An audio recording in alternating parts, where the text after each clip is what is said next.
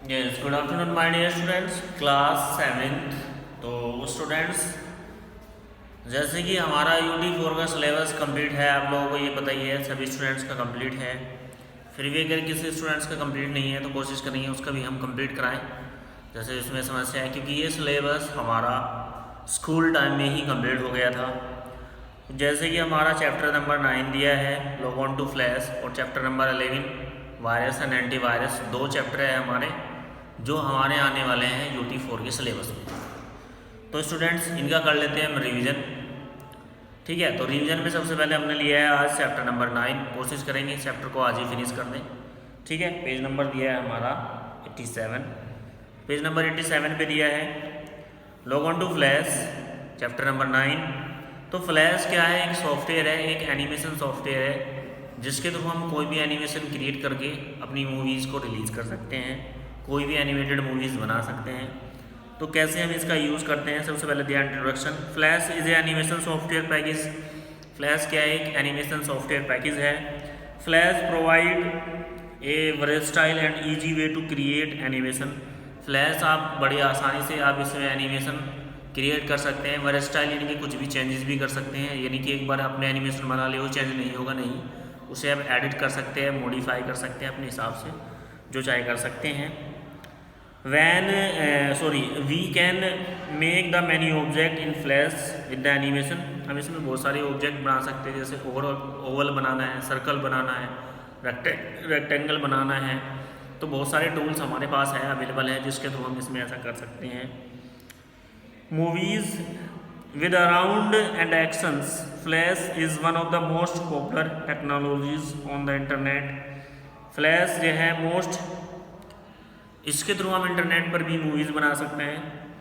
Flash is the one of the most popular technologies on the internet। Internet पर भी हम इसका use कर सकते हैं, बहुत पॉपुलर टेक्नोलॉजी है। It does not require the programming skill। इसमें आपको इसलिए कॉमन है, इसलिए पॉपुलर है क्योंकि इसमें प्रोग्रामिंग करने की कोई आवश्यकता नहीं है कि आप प्रोग्रामिंग करेंगे तभी आप एनिमेशन बना सकते हैं। इसमें आप बिना प्रोग्रामिंग के टूल्स को यूज करके आसानी से एनिमेशन बना सकते हैं। The animation and graphics create in a Flash can be scaled to the size without losing clarity और क्वालिटी।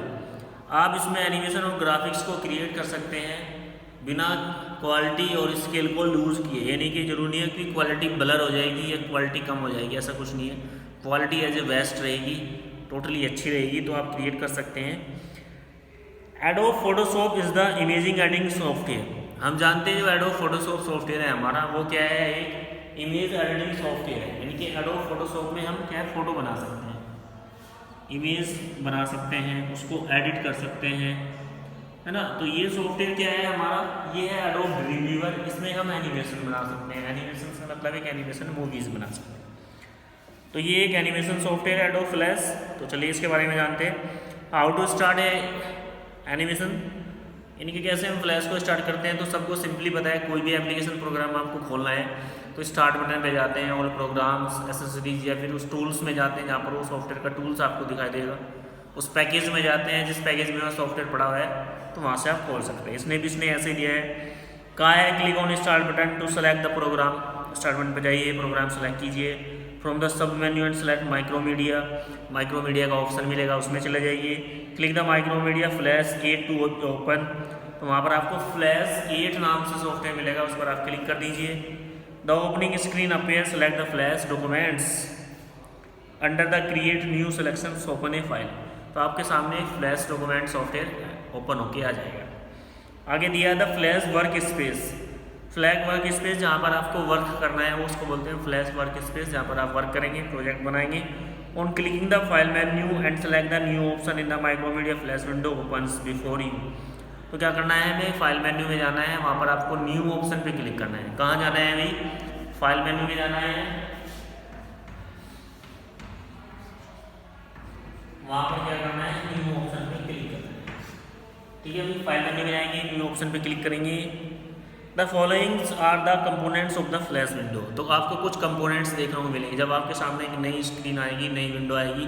न्यू ऑप्शन पे क्लिक करने के बाद तो आपको कुछ कंपोनेंट्स मिलेंगे, कुछ ऑब्जेक्ट्स मिलेंगे, जिनके बारे में हम जान लेते हैं। तो सबसे पहले क्या कहा है देखिए,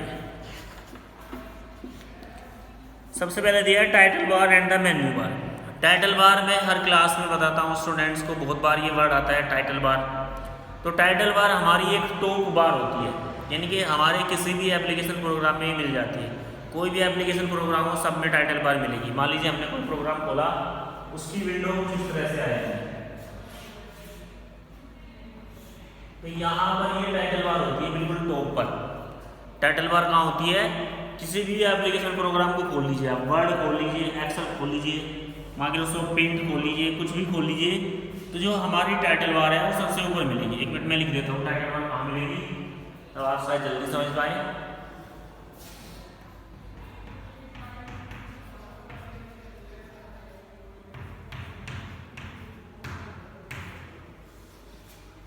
ये टाइटल बार किसी भी एप्लीकेशन प्रोग्राम के बिल्कुल टॉप पर मिलेगी।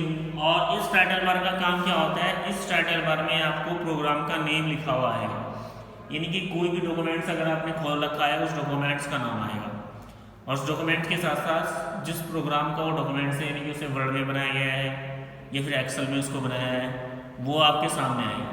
या फिर आप कोई भी एप्लीकेशन प्रोग्राम खोलते हैं तो सबसे ऊपर आपको उस एप्लीकेशन प्रोग्राम का नाम आएगा कि आपने खोल क्या रखा है।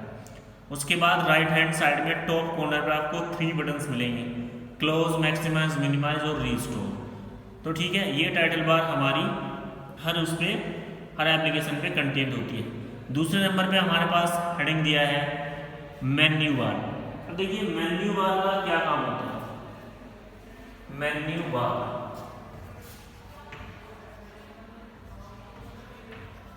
इस मेन्यू बार में आपको फाइल ऑप्शन मिलेगा, एडिट, लेआउट,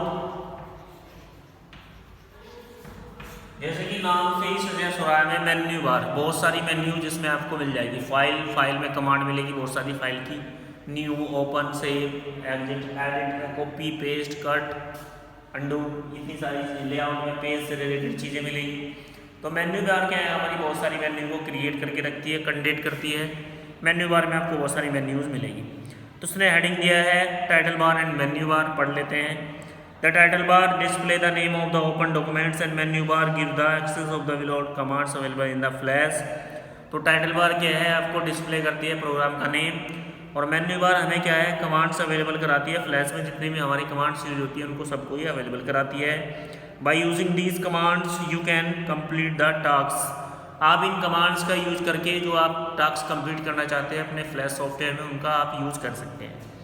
नेक्स्ट दिया है टूल प्लेट्स। इसमें आपको बहुत सारे टूल्स मिल जाएंगे जिनकी हेल्प से आप कोई भी चीज़ को ड्रा कर सकते हैं। टूल्स मतलब जैसे रेक्टेंगल बनाना है तो रेक्टेंगल टूल मिलेगा, कर्व बनाना है तो कर्व टूल मिलेगा, एंगल बनाना है, आपको ओवल बनाना है, ठीक है, जो भी आपको बनाना हो, कलर करना है आपको, तो ये सारी चीज़ें आपको टूल बार में मिलेगी, टूल प्लेट में मिलेगी। इसको टूल बार भी बोल सकते हैं, टूल प्लेट भी बोल सकते हैं।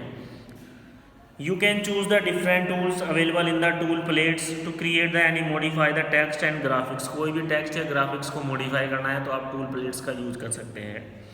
इसके बाद दिया है stage. This is the rectangle work space area where we place the content the create और ड्राइंग्स और मूवीज। एक ऐसा एरिया स्टेक्स जहाँ पर अपने हम ड्राइंग ऑब्जेक्ट को क्रिएट करते हैं, जहाँ पर अपने ड्राइंग ऑब्जेक्ट हम ड्रा करते हैं, उसको स्टेक बोलते हैं। By default the stakes flash size the 450 multiply 460 pixel. तो डिफॉल्ट साइज क्या होता है स्टेक का? 550 multiply 400 pixel.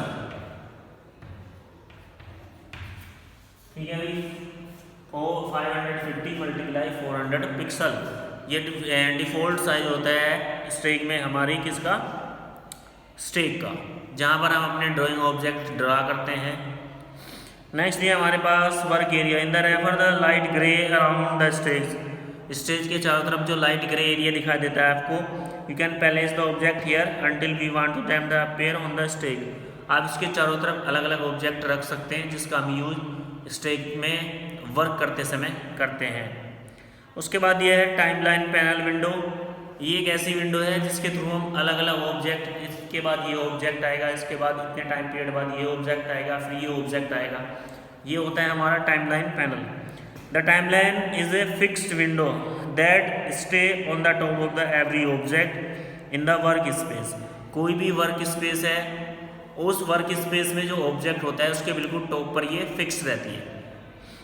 This is the area where the graphical elements are assembled in the sequential order, जहाँ पर हमने जो असेंबल की हैं चीज़ें, जो इसको हमने ऑब्जेक्ट को बनाया है, जो अलग अलग एनिमेशन हमने बनाई है, उनको इस सीक्वेंस में रखने का काम करती है timeline panel, allowing the users to view and order event the sequence, और उसको एक सीक्वेंस प्रोवाइड कर देती है, इसके बाद ये ऑब्जेक्ट आएगा, इसके बाद ये ऑब्जेक्ट आएगा।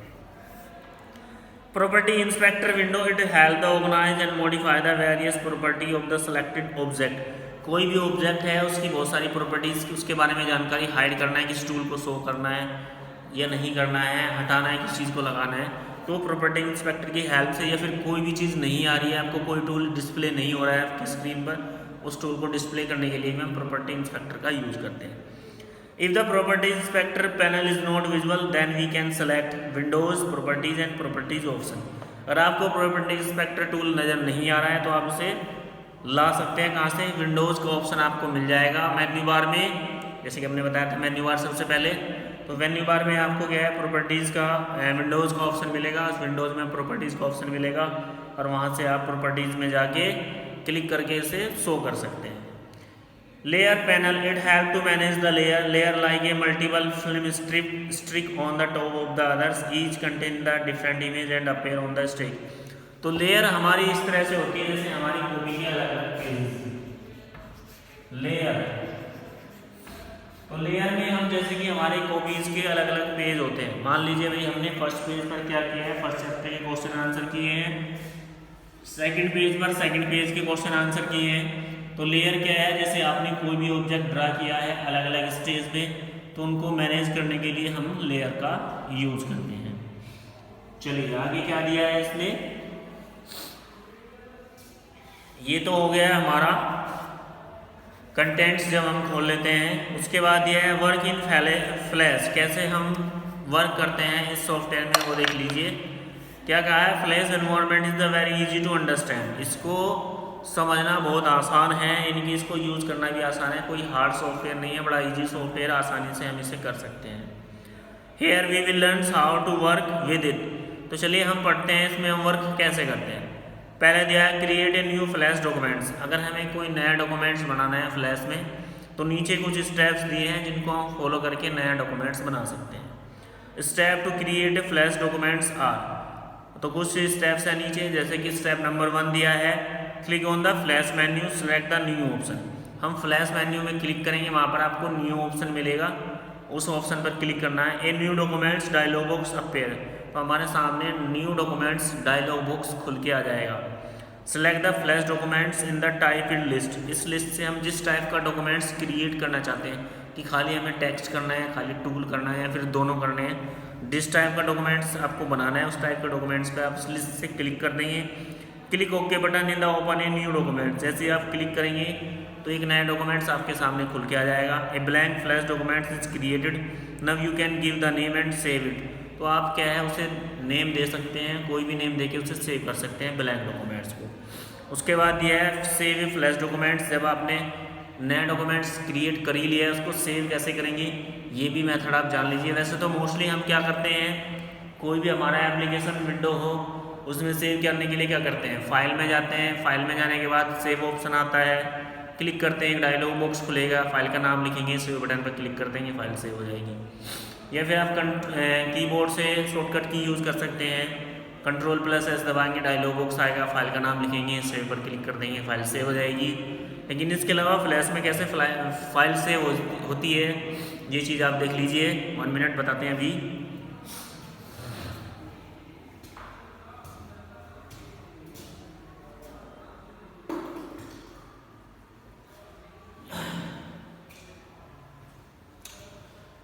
It is a good idea to save a new documents, ये एक अच्छा आइडिया है नए डॉक्यूमेंट्स को कैसे सेव करते हैं। When you start a working with it so that you don't lose any of your documents, जब आप इसमें वर्क करते हैं तो ये ज़रूरी है कि आपने जो वर्क किया है वो डॉक्यूमेंट्स आपसे लूज ना हो, वो डॉक्यूमेंट्स आपसे खोए नहीं, आप उससे बाहर ना आए कि आपकी मेहनत बेकार ना जाए।